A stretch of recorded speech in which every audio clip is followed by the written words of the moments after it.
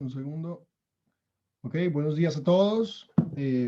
Bienvenidos a esta reunión académica semanal de la sección de Hombro y Codo de la Fundación Santa Fe. El día de hoy el doctor Álvaro Quintero es residente de ortopedia de la UIS. Nos va a hablar de la cadena cinética y su relación con la patología de hombro. Hoy es un día especial porque, como mencionaba hace unos minutos, están conectadas personas que queremos mucho en la sección, que hacen parte de nuestra sección y que de verdad estamos muy honrados de tenerlas acá y que ojalá al final nos hagan sus comentarios, que estoy seguro serán muy valiosos. Adelante, Álvaro, por favor. Bueno, buenos días. Entonces, los objetivos que planteamos al realizar esta charla es primero que entendamos los principios biomecánicos de la cadena cinética, hablemos sobre cómo una alteración en cualquier parte de la cadena cinética corporal termina generando una sobrecarga sobre el resto de articulaciones y sobre todo, pues, y en este caso específico, sobre y sobre el hombro y cómo esto puede generar una patología a ese nivel. Y además, pues que integremos un poco ese concepto con el proceso de rehabilitación en las patologías del hombro en cuanto a una rehabilitación integral de la cadena cinética. A modo de introducción, cuando hablamos de cinética del hombro, lo que hablamos en cuanto a cinética es hablar de movimiento. Es decir, que lo que queremos es que el movimiento del hombro sea adecuado, y adecuado significa que tenga para que sea adecuado significa que debe tener una buena anatomía y una buena biomecánica en la transmisión de la fuerza y en la transmisión de los movimientos. De tal forma que cuando el hombro se mueva, la fuerza que se genera, la velocidad y los ángulos de movimiento a nivel del hombro sean estables y sean adecuados y que sobre todo no vaya a generar una lesión a nivel de la anatomía.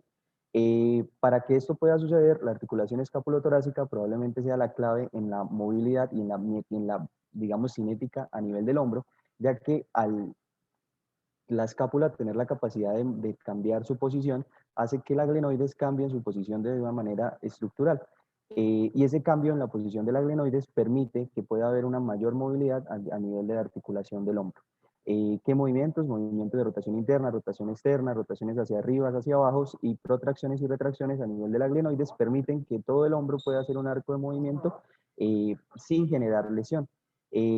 La escápula pues cambia de movimiento gracias a unos grupos de músculos que son los estabilizadores de la escápula que permiten que haya ese cambio tridimensional en los movimientos. Incluyen el músculo trapecio, probablemente uno de los más importantes, como ya lo voy a explicar más adelante en algunos ejemplos y algunas lesiones que pueden explicar en unas alteraciones a nivel de la cadena cinética, pero también otros como el romboides menor, mayor, el elevador de la escápula y sobre todo también el serrato anterior.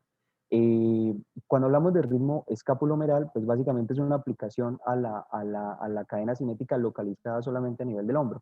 Se refiere básicamente a que para que el hombro se mueva de manera adecuada, tiene que haber un movimiento sincrónico y acoplado entre la articulación tanto escapulotorácica como la articulación glenohumeral. De tal forma que haya una relación, digamos, para que se genere un movimiento, debe haber una relación de 2 a 1. Es decir, que para que cada 3 grados de movimiento del hombro, 2 grados suceden a nivel de la articulación glenohumeral y 1 grado sucede a nivel de la articulación escapulotorácica. La imagen que está ahí en la parte de la izquierda, como se puede observar así, es un ejemplo de un hombro en reposo, pero para que un hombro pueda tener 90 grados de abducción se necesita que hayan 30 grados de movilidad a nivel de la articulación escapulotorácica y 60 grados de movilidad o de arco de movilidad de abducción a nivel de la articulación glenohumeral para que todo en conjunto termine llevando unos 90 grados de abducción. Sin embargo, cuando hablamos de cadena cinética, pues a nivel del hombro, no solamente vamos a hablar, pues, o no solamente nos vamos a referir al hombro, a la articulación glenohumeral, a la articulación escapulotorácica, sino debemos adaptar que para que haya movimiento o para que una fuerza se transmita hasta el hombro, la fuerza no se originó necesariamente a ese nivel, sino que se origina en otras zonas de la anatomía y esa fuerza progresivamente se va trasladando hasta llegar a nivel del hombro.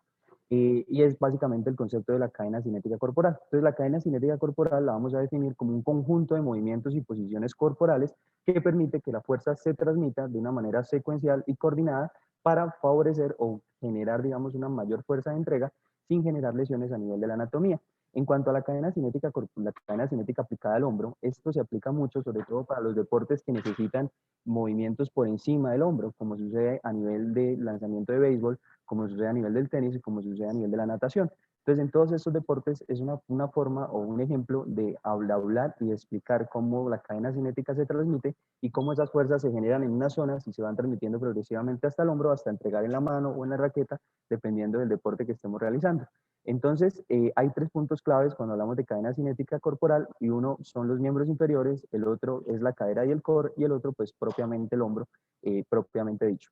Entonces, con respecto a los pies, los pies, las piernas, las rodillas y los muslos actúan como un centro de gravedad y como un centro de apoyo sobre el cual nos vamos a parar, y es básico para poder generar una fuerza de reacción. Necesitamos tener un adecuado apoyo y un adecuado balance. Y además son puntos básicos para la generación de las fuerzas. Ya más adelante pues también hablo un poco sobre eso. Progresivamente la fuerza que se generan los miembros inferiores tiene que transmitirse hasta las caderas y en el core, donde se va a estabilizar la fuerza, y además se genera una mayor fuerza con rotaciones a nivel del torso, que aumenta todavía la fuerza que se va a transmitir al hombro. Y el hombro va a actuar en general es como un embudo que lleva toda esa fuerza que se genera en el cuerpo y la transmite hacia el miembro superior. Eh, entonces vamos a analizar la cadena cinética del lanzador de béisbol. Este es un video de un lanzamiento de béisbol de las ligas mayores. Se mueve todo muy rápido, y lo que queremos o lo que quiero hacer es que vamos a evaluar cada uno de los movimientos que hace este deportista para generar la fuerza y entregarla a esa pelota que termina lanzando a una velocidad de 100 millas por hora. Entonces, como es difícil verlo en ese video, pues esta es una representación de todos los movimientos y todas las fases del lanzamiento que tiene que ver con la transmisión de la fuerza en esta cadena cinética. Entonces, el lanzamiento de béisbol tiene cuatro fases. Una fase que es la fase de wind-up, la fase de precarga, la siguiente fase que sería la de amartillado temprano, amartillado tardío, aceleración, y la fase de desaceleración. La fase del wind-up se inicia desde que el lanzador se para y, como se ve en la imagen de la izquierda, se para en una sola pierna o hace un apoyo monopodal y las dos manos están en contacto con la pelota. Esa fase termina cuando las manos se separan y inicia la fase de amartillado temprano, que terminará cuando el pie que estaba levantado pues cae sobre el piso. La siguiente fase de amartillado tardío, cuando el pie de la parte de atrás se levanta y alcanza pues una máxima rotación externa del hombro, y la fase de aceleración hasta que libera la pelota. Entonces, bueno, eso era pues simplemente para que nombremos todas las fases y podamos hablar en cada fase qué es lo que sucede. Entonces, con respecto a la fase de wind-up, es una fase estática en cuanto a la formación de movimiento, de la formación de energía, pero es una fase importante porque lo que está haciendo el deportista, digamos, en este punto, al realizar un apoyo monopodal, es transmitir todo su centro de gravedad hacia el miembro inferior que está en apoyo contra el piso. Para que el centro de gravedad se mantenga estable y él no pierda equilibrio, se necesita primero pues, que la fuerza en los miembros inferiores sea adecuada, específicamente sobre el cuádriceps y específicamente sobre el glúteo menor, y además que el core sea lo suficientemente fuerte para que permita mantener esa estabilidad. Si un individuo no tiene un fortalecimiento en el core, pues no va a tener la capacidad de mantener el equilibrio, y cuando genera la fuerza, pues primero empieza generando la fuerza con un mal apoyo, lo cual pues va a hacer que la fuerza no sea adecuada. La siguiente fase, que sería la fase de amortillado temprano, es un proceso en el cual, si vemos en este momento, las caderas estaban mirando hacia, digamos, hacia lateral, pero cuando el lanzador hace la siguiente fase, él genera una rotación rápida de las caderas, y las caderas que estaban mirando hacia el lado quedan mirando hacia anterior. Ese movimiento de rotación anterior de las caderas genera una fuerza que se va a transmitir hacia el torso y posteriormente hacia el hombro. Y además, si vemos también, él cuando hace el paso, digamos, hacia adelante, o esa zancada, él cae en una ligera flexión de las rodillas. Esa flexión de las rodillas tiene una función en cuanto a la precarga de la fuerza que se va a generar a nivel del cuádriceps para posteriormente impulsarlo. Entonces, hay un conjunto de fuerzas que se van sumando. Progresivamente, luego, cuando empieza la parte de amortillado temprano, si ven, ahora ya las caderas estaban mirando hacia anterior, pero el torso todavía está mirando hacia lateral. Entonces, ese giro a nivel del torso termina generando una mayor cantidad de fuerza que se va a transmitir hacia el hombro. Entonces, vean que la cadena cinética se refiere a todo este conjunto de movimientos y posiciones corporales que progresivamente, al cambiar de posición y al generar movimientos rápidos, terminan generando fuerzas que se van a transmitir, en este caso, a la pelota.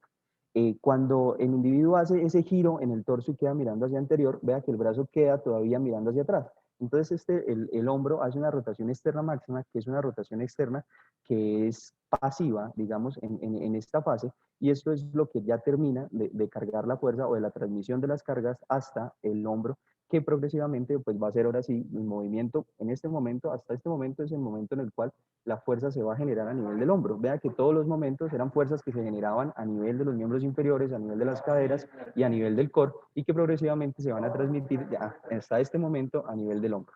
Entonces, cuando el lanzador lo que hace ya es pasar de una rotación externa hacia una rotación neutra, en el cual es el momento en el cual libera la bola, y progresivamente pues lo lleva ya a una fase de rotación interna que va a ser la fase de desaceleración donde va a absorber las cargas. Porque es que la cadena cinética no solamente se basa en el proceso en el cual cómo las fuerzas se generan en una zona, se van repartiendo progresivamente a zonas más altas, sino también cómo esas fuerzas se disipan de la manera contraria progresivamente en los diferentes sitios de la anatomía. Entonces vea que el ejemplo del lanzador es que cuando se genera un lanzamiento, digamos, de una pelota a alta velocidad, se genera una fuerza de más o menos 1090 newtons que deben liberarse o deben disiparse de manera adecuada a través del cuerpo sin que esto genere una lesión a nivel del hombro o a nivel del codo específicamente en cuanto a lo que se refiere al lanzador. Y vea que la fuerza no se absorbe en la mayoría a nivel del hombro, a nivel del miembro superior, como uno lo espera, sino la mayor parte de la fuerza se absorbe a nivel del tronco, a nivel de la musculatura escapular, más del 80% se transmite y se difiere a este nivel. Entonces, este es un gráfico, es una tabla publicada en uno de los artículos del doctor Kibler, que probablemente sea una de las personas que más ha hablado sobre la cadena cinética y su alteración o su importancia en cuanto a la patología del hombro. Y lo que él nos habla es que todos los componentes de la cadena cinética, desde la posición del pie, que les decía en la fase de amortillado temprano, donde el lanzador lo ponía mirando hacia el lugar donde iba a hacer el lanzamiento, es importante porque si no lo pone ahí, resulta que cuando hace la rotación del torso, termina rotando sobre su propio eje, va a perder el equilibrio, no se va a generar una adecuada fuerza a nivel del torso y además para poder mantener la velocidad que necesita o la fuerza que necesita para lanzar la pelota, termina sobrecargando la articulación glenomeral y esto puede generar en una alteración. Y así sucesivamente, todos los componentes de la mecánica son importantes para digamos, la adecuada transmisión de la fuerza. Igual, no solamente se va a sobrecargar el hombro, pues este caso es específicamente sobre el hombro, pero el hecho de poner, por ejemplo, el pie en rotación externa, solo si nos lo imaginamos, al generar la rotación sobre todo mi eje corporal, pues termino sobrecargando mi rodilla en valgo, termino sobrecargando o necesito más rotación anterior de las caderas y eso puede generarme una lesión a este nivel. Además necesito un core más fuerte para generar una mayor rotación y esto pues, y aparte si no tengo un core adecuado va a perder el equilibrio, pues puedo caer y aparte pues para poder mantener la velocidad pues tengo que sobrecargar mi hombro porque no hay una manera de mantener la velocidad o digamos mantener una adecuada fuerza en el lanzamiento si la transmisión a través de la cadena cinética no es adecuada. Entonces, esa es la aplicación clínica de esta charla, es pensar que el cuerpo funciona y falla como una unidad y esa debe ser la primicia que debemos tener, de tal forma que la fuerza que se genera en una zona debe transmitirse progresivamente y de manera paulatina y ordenada y adecuada hacia los segmentos más superiores para terminar generando pues una fuerza y generar una fuerza sin generar lesión. Entonces, cuando hay alteraciones a nivel de la cadena cinética, normalmente ocurren lesiones en 3 sitios específicos de la cadena que pueden explicar a cualquier patología a nivel de la anatomía. El primer punto que debemos evaluar siempre que evaluamos una alteración de la cadena cinética son los miembros inferiores, específicamente los pies. Debemos evaluar el grado de retracción de los isquiotibiales, debemos evaluar la fuerza del cuádriceps, debemos evaluar la fuerza a nivel del glúteo medio para mantener la posición, pero también las alteraciones a nivel del core, a nivel del torso, generan digamos, este problema a nivel de la transmisión de las fuerzas. Y lo otro, pues es a nivel del hombro, específicamente la articulación escapulotorácica y la articulación propiamente del hombro. Entonces, la charla pues está más enfocada en que entendamos esa importancia de las alteraciones de los miembros inferiores en la transmisión de la fuerza en los pacientes que tienen dolor de hombro y cómo debemos abordar de manera integral ese dolor de hombro, no solamente examinando el hombro, sino también cómo están los miembros inferiores y analizando cómo es y cuál es el problema de la cadena cinética que lo llevó a tener una lesión de hombro o si todavía no la ha tenido, cómo podemos impactar en ese paciente para que no vaya a generar una lesión fortaleciendo el resto de los componentes de la cadena cinética. Entonces, en cuanto a las alteraciones de los miembros inferiores y el core, está descrito que el 50% de la energía cinética que se produce o que se genera para producir un lanzamiento se genera a nivel de los miembros inferiores, aparte de que es la base proximal de la estabilidad, como les decía. Entonces es sumamente importante tener unos miembros inferiores adecuados y debemos evaluarlos siempre en el deportista, igual también en el paciente que tiene una patología de hombro, porque probablemente, aunque rehabilitemos el hombro, esto va a ser un círculo vicioso de lesión que probablemente no va a mejorar con la manera que queremos si no lo impactamos de manera integral. En el 50% de los pacientes que tienen patologías del lanzador de hombro, que es esa enfermedad que se ha descrito para los deportes de alto rendimiento que hacen lanzamientos, en los cuales no logran hacer un lanzamiento adecuado por una molestia o por un dolor, está presente hasta en el 50% una alteración a nivel del core y una alteración a nivel de los músculos de la cadera. Entonces, los miembros inferiores es sumamente importante, como les decía, y debemos evaluar cada uno de los componentes de los miembros inferiores que puedan impactar en la cadena cinética. Desde la posición del pie, un paciente puede ser que empezó a trabajar o a practicar tenis o lanzamiento en béisbol y resulta que el paciente tiene una alteración estructural a nivel del pie. Probablemente esa sea la causa principal por la que va a terminar sobrecargando su hombro y va a terminar presentando un dolor pues, a nivel del hombro. La rodilla es importante en cuanto a la fuerza del cuádriceps, es un punto de precarga de la energía, el hecho de que la rodilla se pueda flexionar y pueda extenderse de manera fuerte y rápida permite que la energía se genere y se transmita de manera progresiva hacia la cadera. La cadera es sumamente importante en cuanto a la rotación. Hasta en el 49% de los pacientes que tienen lesiones tipo SLAP, resulta que esos pacientes, aparte de tener el SLAP, tienen un signo de Trendelenburg positivo que habla de que tienen una debilidad a nivel del glúteo medio o una alteración o un déficit en la rotación normal de las caderas, que explica por qué el paciente tuvo que llevar a una sobrecarga a nivel del torso y del hombro, que terminó pues llevando a una lesión tipo SLAP. Bueno, entonces con respecto al glúteo medio, probablemente es uno de los que más vamos a hablar por su importancia para la capacidad primero de mantener la posición, de mantener un adecuado equilibrio en los diferentes movimientos que realiza el deportista y por lo que pues vamos a dedicarle un poquito de tiempo con respecto pues, al músculo del glúteo medio, pues es un músculo que se origina a nivel de la cara externa del ilion, entre la línea glútea anterior y la línea glútea posterior, inervado por el nervio glúteo superior y se termina insertando a nivel del trocánter mayor. Su función principal es generar abducción de la cadera, pero no solamente interfiere pues como tal en el movimiento, sino en la capacidad de mantener el equilibrio. Lo que hace pues el glúteo medio es que cuando estamos en un apoyo monopodal pueda mantener la adecuada basculación de la pelvis para mantener un adecuado equilibrio y no perder el momento, digamos, de equilibrio durante el apoyo monopodal. ¿Cómo se evalúa? Pues hay dos maneras, ojalá lo podamos hacer siempre con el paciente desnudo para poder observar bien los puntos de referencia de la superficie anatómica que nos permiten evaluar cómo es esa basculación a nivel de la pelvis. Básicamente lo que debemos mirar son las crestas ilíacas y las espinas ilíacas posterior-superiores, que nos dan una relación de cómo se mantiene la pelvis durante las pruebas de apoyo que vamos a poner a hacer el paciente. Con respecto a esto, pues se puede hacer mediante palpación o se puede hacer mediante una inspección y lo que normalmente sucede, y quiero que miremos este video, es que cuando la persona hace un apoyo monopodal, sucede lo que está sucediendo en este video. Debe ser capaz de transmitir el centro de gravedad que estaba en dos piernas a una sola pierna y aparte la pelvis debe tener la capacidad de mantenerse en una posición adecuada sin bascularse. Cuando hay una alteración a nivel, digamos, de un músculo glúteo, lo que genera es que se va a bascular la pelvis hacia el lado contralateral de la lesión. Y aquí tengo pues el ejemplo de un signo de Trendelenburg, eso es lo que se denomina pues el signo del Trendelenburg positivo, en la cual cuando el paciente se para sobre la pierna que tiene alteración, en este caso el derecho, la pelvis se bascula hacia el lado izquierdo, generando, pues explicando que la lesión está a nivel del lado derecho, a nivel del glúteo medio del lado derecho. Hay otras formas de presentarse cuando hay una patología más establecida, como sucede en la marcha del Trendelenburg. Esta animación nos muestra cómo progresivamente a cada vez que el paciente hace apoyo sobre la pierna que tiene la alteración, la pelvis se bascula hacia el lado contralateral y esto genera pues una marcha característica. Este es un video un poco más clínico, más difícil de pronto de observar, pero mire cómo el centro de gravedad, digamos, para mantener el hecho de que la pelvis se bascule, hace que toda la espalda, o digamos todo el core se vaya basculando progresivamente hacia el lateral para mantener el centro de equilibrio. Probablemente en los pacientes deportistas y los pacientes que tienen una patología del hombro no vamos a encontrar un signo de Trendelenburg o una marcha de Trendelenburg tan claro, porque no son pacientes que tengan una lesión del nervio glúteo superior, no son un paciente con una luxación congénita de cadera en el cual hay una alteración como tal mecánica del brazo de palanca del glúteo medio, sino son pacientes que simplemente tienen una debilidad a nivel del glúteo medio, pero esa debilidad es importante.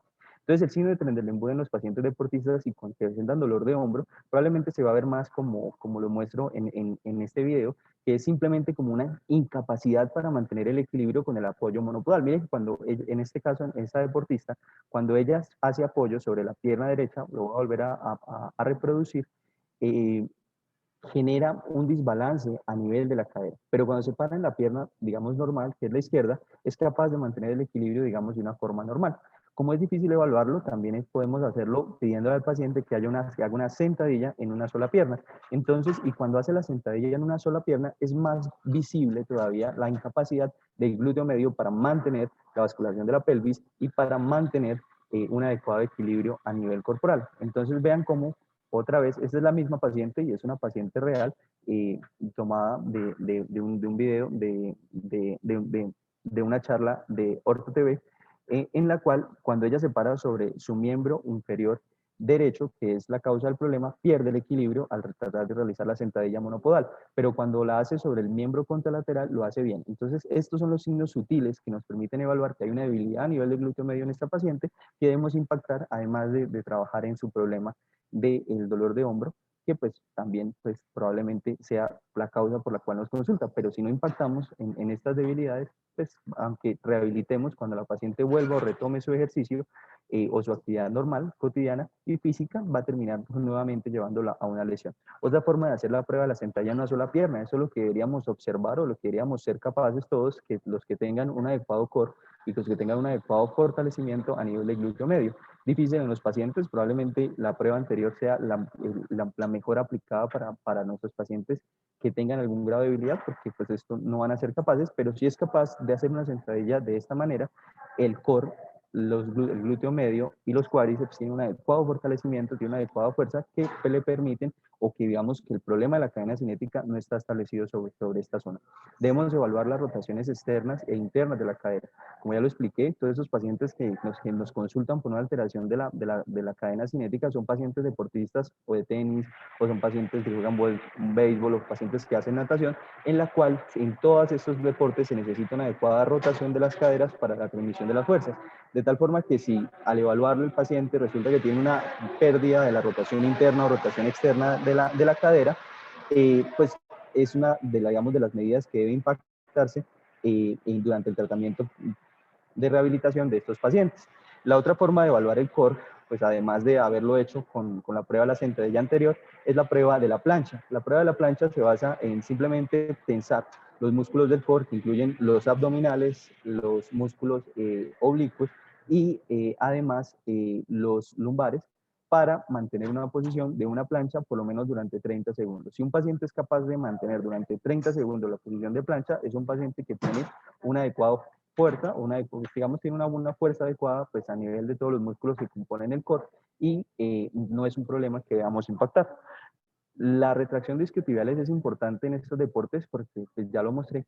Y durante la fase de amortillado, si la recordamos, la pierna anterior o el centro de gravedad debe transmitirse de posterior hacia anterior. Y eso hace que se transmita de manera pasiva, digamos, desde posterior hacia anterior. Por lo que para llevarlo hacia anterior se necesita que haya una adecuada dorsiflexión, como se observa en esta imagen, a nivel del tobillo que permita pues que el centro de gravedad se transmita de manera progresiva hacia anterior. De tal forma que cuando hay retracción a nivel de los isquiotibiales, esto pues evita que haya digamos, esta dorsiflexión pasiva y el paciente va a terminar adquiriendo posiciones que son anormales y que pues terminan sobrecargando el resto de la cadena cinética. Formas de evaluarlo, una forma sencilla es ubicar el pie a 10 centímetros de la pared y pedirle que toque con la rodilla la pared. Si es capaz de hacerlo sin levantar el talón, ese paciente no tiene una retracción de los isquiotibiales, pero si tiene que levantar el talón, probablemente sí, debemos recurrir a pruebas más específicas para evaluar cuál es el grado de retracción y evaluar si aparte de la rehabilitación requiere algún tratamiento especial, como sucede pues básicamente con la prueba de Sirvesquiol, que lo que se hace es evaluar esa capacidad de dorsiflexión tanto en extensión como en flexión de la rodilla para determinar si el problema de la retracción de los isquiotibiales sucede pues a nivel del Aquiles o a nivel del sistema de los gastrocnemios, que puede manejarse con terapia física si la retracción no es muy severa. Ya hablando de la cintura escapular, básicamente quiero decir que es uno de los aspectos más importantes durante la transmisión de la cadena cinética y que explican la patología del hombro.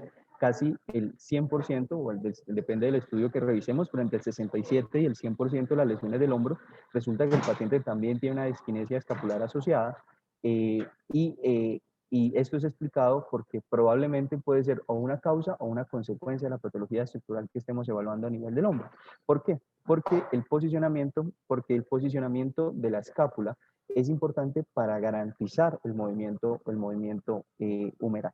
¿Cómo lo vamos a encontrar en nuestros pacientes? Vamos a encontrar dos patrones de diskinesia escapular, una en la cual todo el borde medial de la escápula es prominente y otro en el cual solamente el borde inferior de la escápula es prominente. Y en general, pues esto significa que hay una alteración de la simetría de la fuerza muscular de los músculos que mantienen o generan la posición a nivel de la articulación escapulotorácica. Y si uno pues observa, por ejemplo, cuando la inestabilidad pues digamos, hay una disquinesia escapular medial, el problema principalmente va a ser a nivel del serrato anterior y probablemente también a nivel de la debilidad, a nivel del trapecio inferior.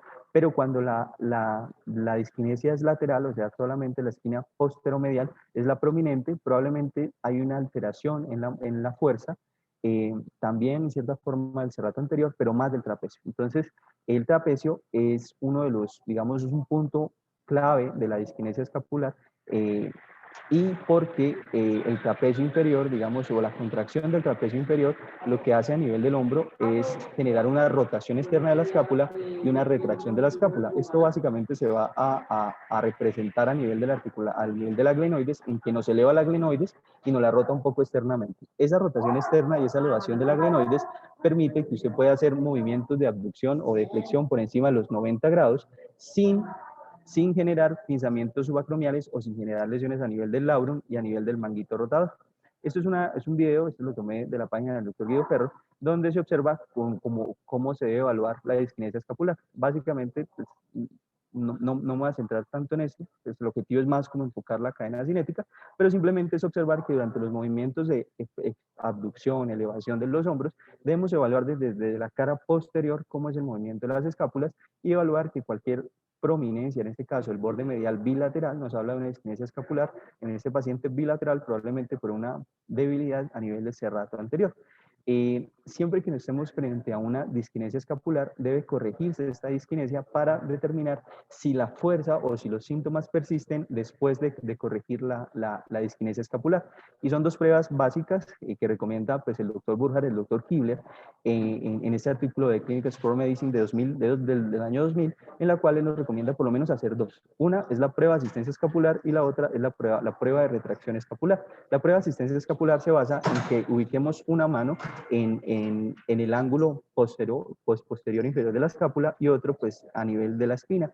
Y mientras el paciente va haciendo el movimiento de elevación y retracción, corrijamos ese movimiento de la escápula, es decir, no dejemos que la escápula se nos angule o se nos vaya en un movimiento inadecuado. Si esto corrige el dolor o la molestia o la digamos, déficit de movimiento que tenga el paciente, podemos decir que el problema principal está a nivel de la articulación escapulotorácica y es un problema que debemos corregir.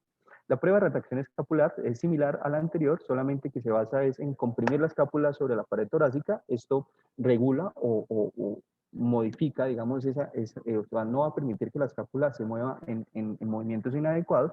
Y esto también pues, debemos evaluar si los signos y el dolor y el déficit de movimiento persiste con estas pruebas de retracción, con estas pruebas de corrección, y probablemente nos habla más de que el problema ocurre a nivel de la articulación escapulotorácica.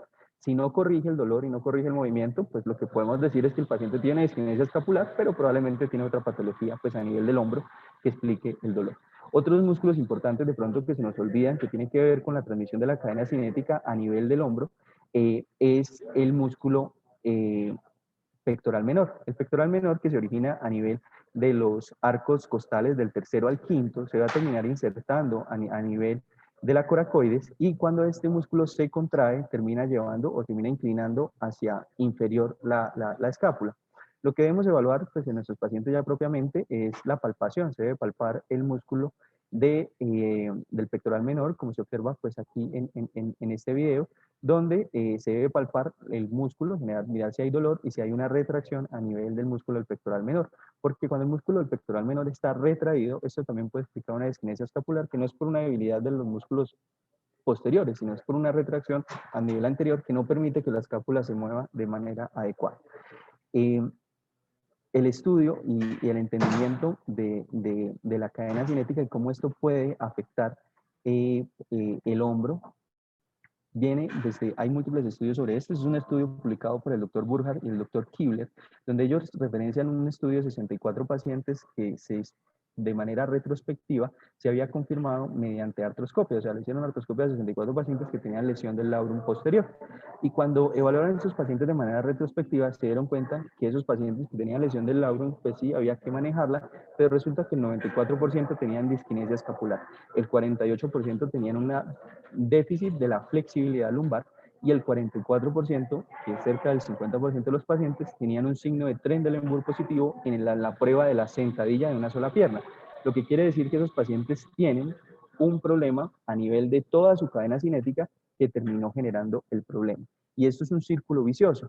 En este artículo publicado en 2012 en el Sport Medicine Arthroscopic, lo que nos muestra pues el doctor Kibler es que esto es una cadena viciosa para llevar a una injuria anatómica a nivel del hombro.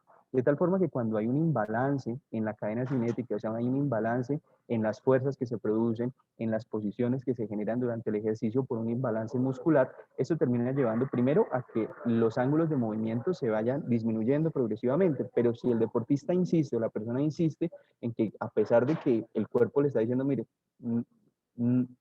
no, el cuerpo no permite generar ese movimiento a ese nivel que lo quiere generar, él insiste en generarlo, termina sobrecargando las articulaciones o los diferentes segmentos de la, y específicamente sobre el hombro termina generando una lesión anatómica. Y esa lesión anatómica produce todavía más imbalance muscular que todavía va a empeorar más el problema. Entonces esto es una cadena viciosa y es un círculo vicioso que se genera progresivamente que debemos impactar, evaluar, identificar y tratar de manera adecuada mediante un proceso de rehabilitación. Entonces la rehabilitación en estos pacientes que tienen alteración de la cadena cinética debe estar enfocada según los hallazgos al examen clínico. Es decir, si tenemos el paciente con una lesión tipo SLAP, pero que al evaluarlo sabemos que tiene una debilidad del glúteo medio, una debilidad del cuádriceps, tiene retracción de los isquiotibiales y tiene una disquinesia escapular, debemos impactar todas estas cosas o todas estas 4 partes durante nuestro proceso de rehabilitación para garantizar que cuando podamos tratar a nuestro paciente, nuestra patología específica, el paciente pueda reintegrarse al deporte de manera adecuada. Entonces, esa rehabilitación de la cadena cinética es vital. Y aparte, si el paciente no la tiene, igual deberíamos evaluarla. ¿Para qué? Para mantener la cadena cinética durante el proceso de rehabilitación. Porque si no mantenemos la cadena cinética de una manera adecuada durante todo el proceso de rehabilitación, el paciente cuando vuelva al deporte, pues va a tener un core débil, va a tener un glúteo medio débil que no le va a permitir regresar a sus actividades previas. Este proceso de rehabilitación debe ser secuencial, iniciando con un proceso sedativo. No queremos generar más injuria y más lesión y más dolor al paciente, sino una vez ya superado la fase de dolor, se deben empezar las fases de rehabilitación de la cadena cinética. En cuanto a los ejercicios que deben hacerse específicamente sobre el hombro, siempre se debe garantizar mejorar un poco el estiramiento de la cápsula superior, de la cápsula posterior, durante ejercicios de ganancia, de rotación interna y de abducción. Esto se puede hacer de manera pasiva, con una camilla, asistido por el paciente o asistido por el examinador. Pero lo importante es que no solamente debemos enfocarnos en la rehabilitación específicamente a nivel del hombro, sino se deben combinar ejercicios que permitan fortalecer toda la cadena cinética de una manera, digamos, sincrónica. Estos son ejercicios que pueden estar sugeridos para garantizar, primero, movilidad a nivel del hombro, pero aparte de trabajar en movilidad, estamos trabajando primero en contracción a nivel de glúteo medio, estamos trabajando a nivel de contracción y fortalecimiento a nivel del core, que nos llevan, este grupo de movimientos nos están llevando a una movilidad pasiva a nivel del hombro que nos permite ganar un poco de movilidad. Una vez hemos superado, digamos, la fase de movilidad pasiva a nivel del hombro, debe empezar el proceso de rehabilitación con un poco de fortalecimiento de los miembros inferiores y asociarlo con la cadena cinética a nivel del core y miembros inferiores. Eso se hace mediante ejercicios que permitan el fortalecimiento a nivel del core. Diferentes formas de fortalecer el core, por ejemplo, mediante una camilla con las manos colocadas a nivel de la columna lumbar, la cabeza elevada y manteniendo esta posición durante 30 segundos, se está garantizando una contracción a nivel de los músculos abdominales que permite, pues, o que termina favoreciendo el core.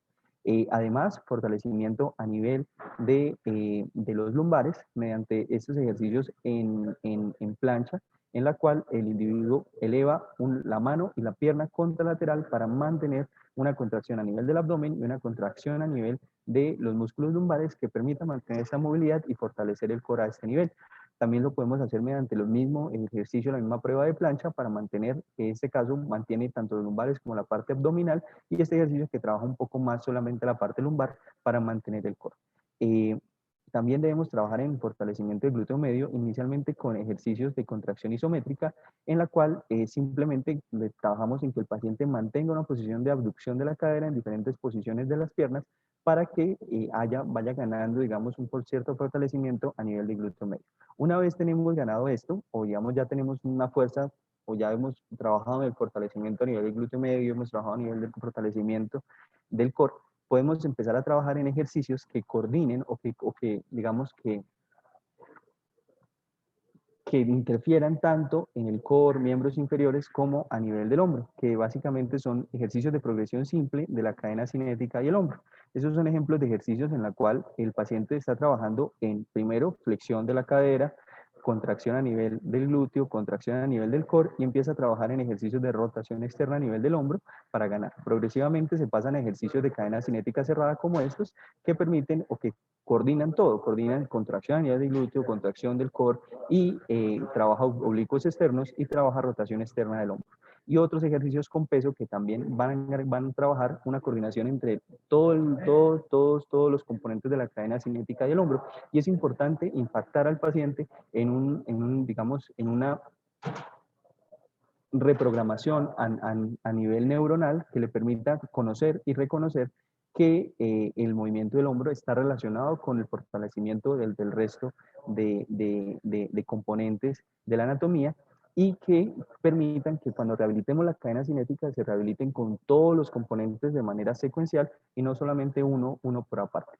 Al final ya de la rehabilitación del core a nivel del hombro se pueden trabajar en ejercicios ya de fortalecimiento ya más marcados, cuando el paciente ha superado el dolor y ya está en una fase de un fortalecimiento adecuado. Se pueden trabajar con ejercicios de plancha sobre superficies inestables, de push-up que ven sobre superficies inestables, o planchas laterales con rotación externa del hombro y peso, que garantiza, primero, que se está trabajando en el core, se está trabajando a nivel de los glúteos y se está trabajando a nivel de fortalecimiento de la rotación externa a nivel del hombro. Al igual se puede hacer de manera sentada, manteniendo el equilibrio sobre un balón de ejercicio, porque mantener el equilibrio sobre el balón de ejercicio necesita que mantengamos un core adecuado y que la fuerza se tiene que repartir entre miembros inferiores, entre glúteos, entre core, y si lo combinamos con ejercicios de rotación externa del hombro o rotación contra resistencia, vamos a fortalecer aún más la cadena en todos los niveles, pues, de la cadena cinética. Muchas gracias. Esta fue, pues, básicamente toda la bibliografía que utilizamos para realizar la presentación, y todos los videos, pues,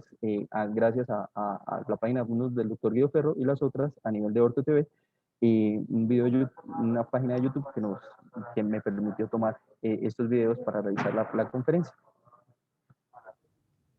Pero muchísimas gracias, muy buena revisión, muy buena conferencia y bastante claro. Creo que el video, muchos de los videos de los pacientes que el doctor Álvaro Quintero mostraba, son videos del doctor Sacia y el doctor Kibler que están en la página de Orto TV en un webinar de hace un par de semanas, ¿sí? Pues como para darle crédito al doctor Sacia y al doctor Kibler, que fueron los que nos mostraron esos videos. Yo creo que si se dieron cuenta, uno de los trucos, a mi modo de ver, como yo lo interpreto, es entender la cadena cinética primero. Cuando se enfrenten a los pacientes, pues en el día a día, pregúntele en qué hacen, qué tipo de actividad deportiva realizan, porque cuando uno lee todos estos temas, uno siempre se enfocan en deportistas de alto rendimiento. Así están los artículos, pues, descritos, pero en la vida real, la gran mayoría de pacientes hacen deporte, pero no a alto rendimiento. Son pacientes que trabajan, tienen malas posturas en el trabajo y además practican su deporte 3 o 4 veces por semana. Entonces, es importante tener el tipo de deporte que hace el paciente en mente cuando uno entra a hacer esta evaluación primero. Segundo, piensen en toda la cadena cinética, como lo que el doctor Quintero nos acaba de mostrar, cómo se distribuyen las cargas desde los miembros inferiores a los miembros superiores.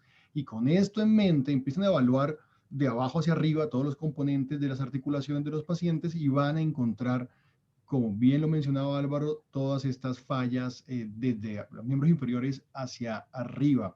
Hay una prueba que a mí me gusta mucho como para complementar lo que el doctor Quintero nos mencionaba, y es cuando uno hace la prueba del Weeble, por ejemplo, la primera fase, pide al paciente que saque, como que se ponga erguido, que se ponga de pie, que saque pecho, como que el mismo paciente logra por pequeños segundos por pocos segundos, posicionar bien, como recuperar ese balance muscular, y el paciente le mejora el dolor cuando uno hace las pruebas de manguito rotador, por ejemplo, y eso rápidamente les dice a ustedes que el problema se va o tendría mejoría con una buena rehabilitación. Yo quisiera saber en el chat si alguien tiene alguna pregunta o quiere levantar la mano. Quedan algunos minutos para hacer comentarios. El doctor González está conectado. Yo le voy a poner participantes acá.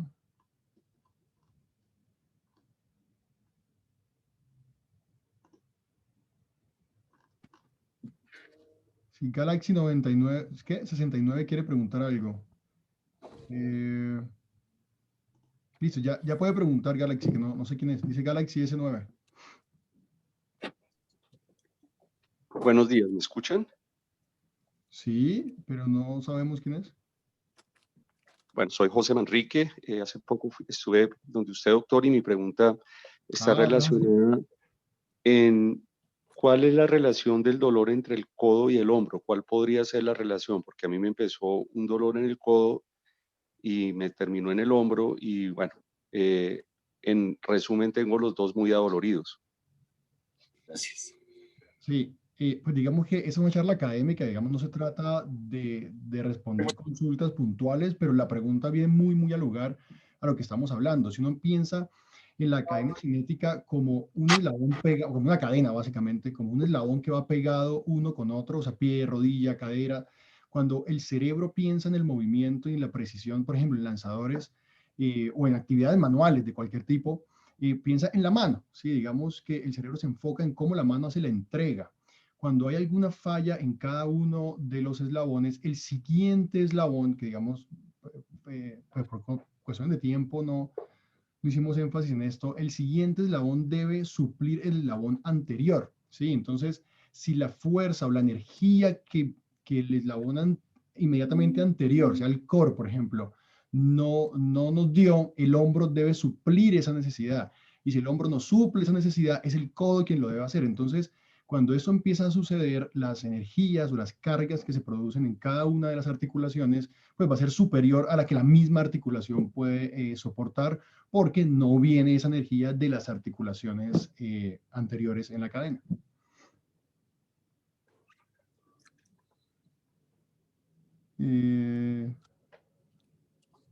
Camilo Andrés.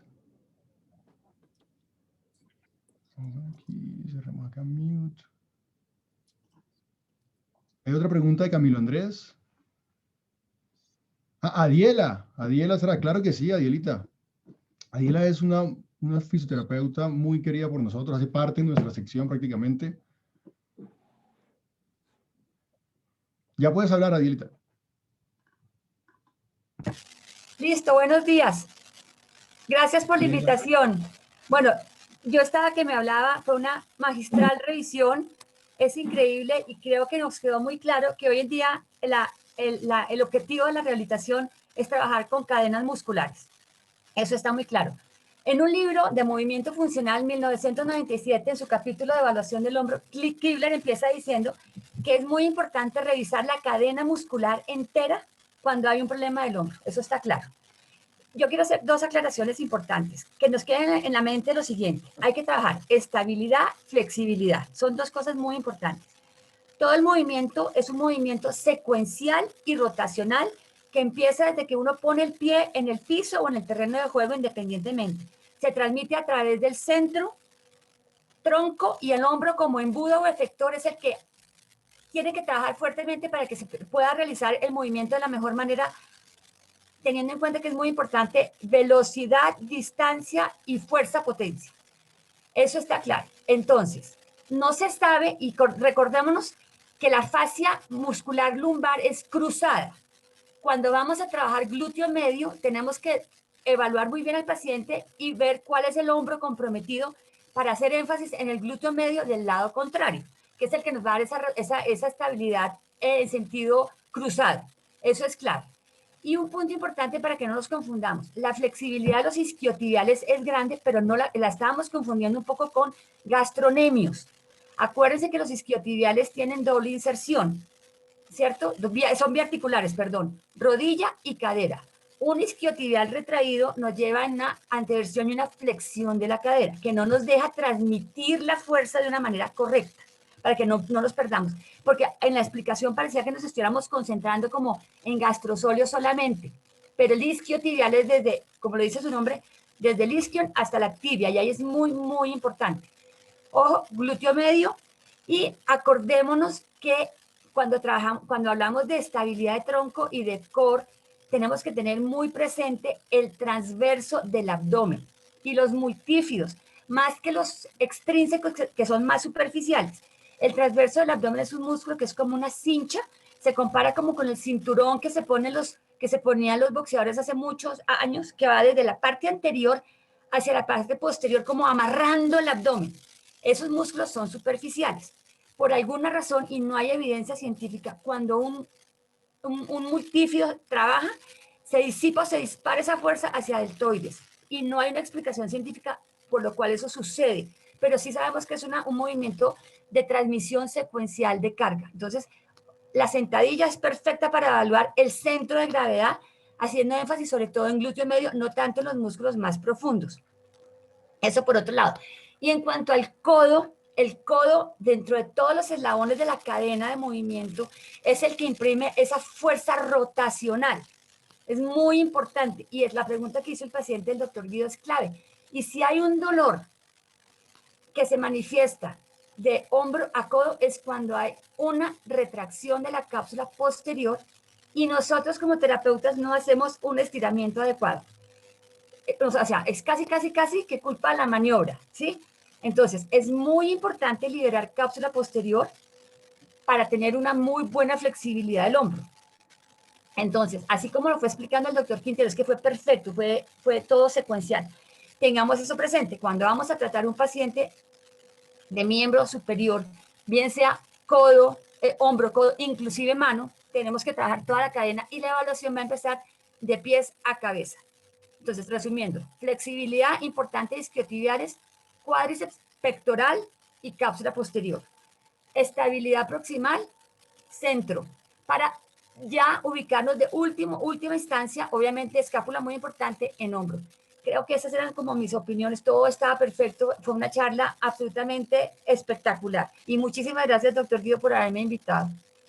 No, a ti, Adiela, muchas gracias por estar acá con nosotros. Con Adiela hemos trabajado, pues desde que yo empecé mi carrera estoy trabajando con Adiela y hemos tenido un montón de pacientes, pues deportistas, lanzadores en común que han salido adelante con todo eso que hemos hablado y que Adiela acaba de complementar. Muchas gracias, Adielita. Pues yo creo que en aras del tiempo voy a seguir con las preguntas. Camilo Andrés y Lina, tiene la mano levantada. Voy a darle paso a Camilo Andrés. Y a Lina Díaz.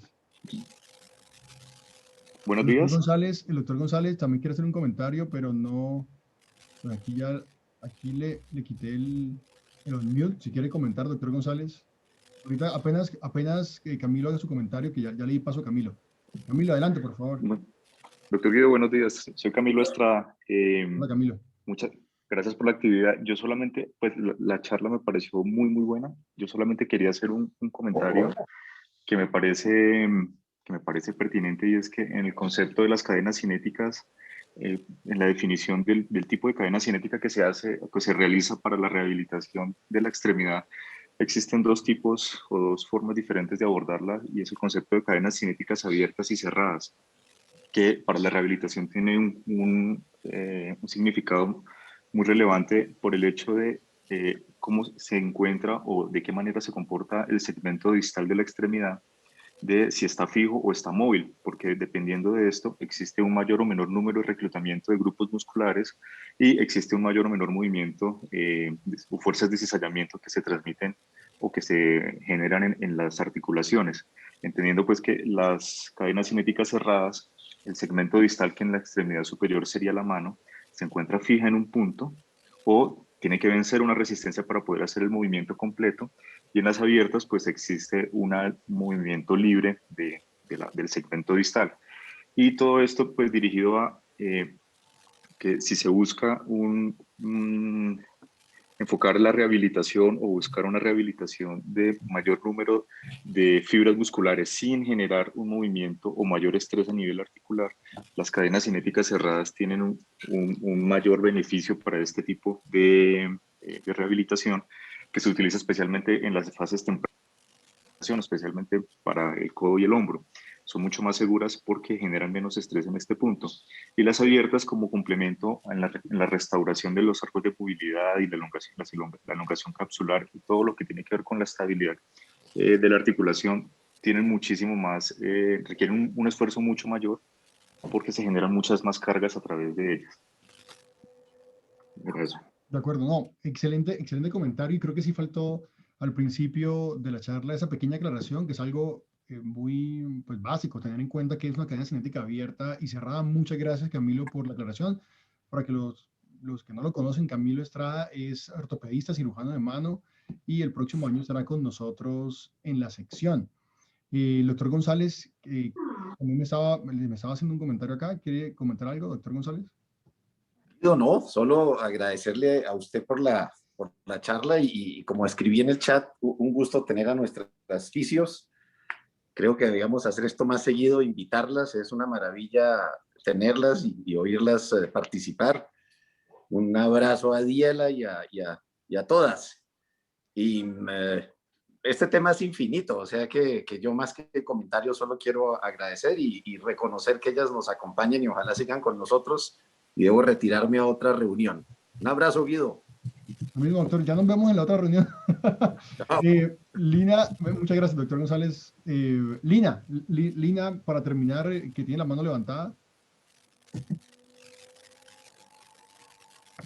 Aló, hola doctor, ¿cómo está? Es que dice Lina Díaz, no sé por qué habla Lina Jaime. Ah, hola, Lina. Sí, señora, ya Perdón, no pusieron sé. apellido. No. Sí, señor, el segundo, no sé por qué. Bueno, doctor, yo quería hacer unos comentarios acerca de esto. Primero, que la charla estuvo muy chévere. Segundo, que realmente hay varias cosas que hay que tener en cuenta precisamente, y me pareció muy interesante, de la rehabilitación de la cadena cinética y de la evaluación en la consulta de la cadena cinética, que eso puede ser algo generalmente, pues es muy secuencial, y en medicina del deporte realmente llega bastante y nosotros literalmente dejamos al paciente ropa interior por esto, porque tenemos que ver alineación, tenemos que ver todas las demás cosas que pueden estar precisamente teniendo un impacto ahí. Algo que quería, resaltar es que en la rehabilitación cardíaca, además de trabajar claramente la cadena cinética de una manera funcional, hay que también, decirle al paciente, o sea, se puede hacer en terapia física, no sé, sobre mantener la resistencia cardiovascular y toda esta parte que es supremamente importante cuando vaya a hacer el retorno al deporte. Otra cosa también muy importante es que, digamos que si uno se pone a hacer una comparación entre el deportista de alto rendimiento y el recreativo, hay una brecha importante desde que termina su rehabilitación hacia cuando empieza, vuelve al campo, vuelve al entrenamiento, vuelve al juego y vuelve como tal al rendimiento. Y generalmente esto es como una limitación muy importante para relesiones, puesto que cuando, como ya no les duele el hombro, ya digamos que terminó sus 10, 20, 50 sesiones de rehabilitación, empieza a hacer el deporte como si nada. Es muy importante decirles que tienen que continuar con la rehabilitación de por vida, tienen que continuar con preparación física, que es lo que realmente los deportistas recreativos no hacen, porque generalmente pues hacen deporte como para estar en forma. Así sea 10 minutos antes del entrenamiento, es importante. Otra cosa importante, también tener en cuenta que la cadena cinética en los deportistas de alto rendimiento claramente está mucho más estudiada, se les hace análisis biomecánicos, no solamente de la participación de los diferentes eslabones de la cadena, sino también de la alineación de esos eslabones, porque muchas veces esa lesión puede ser no porque no participen todos los elementos, sino porque probablemente la alineación de alguno de ellos, del hombro, de la cadera o de las rodillas, esté alterado. Y quería también finalizar diciendo, bueno, dos cositas más. No todos los deportistas, principalmente adultos, van a lograr pues una sentadilla a una pierna. O sea, eso de pronto un deportista joven pero sí se pueden hacer otro tipo de pruebas que sean un poquito más gentiles para las personas que ya son mayores y juegan muchos de ellos tenis, béisbol o cualquier otro deporte de lanzamiento.